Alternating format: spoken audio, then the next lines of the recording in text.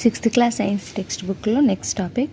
మన భూమి అనేది పలుచని గాలి పొరతో కొన్ని కిలోమీటర్ల వరకు విస్తరించి ఉంటుంది. దాన్ని మనం వాతావరణం అంటాం. మనం పైకి వెళ్ళే కొద్దీ గాలి అనేది పలచబడుతుంది.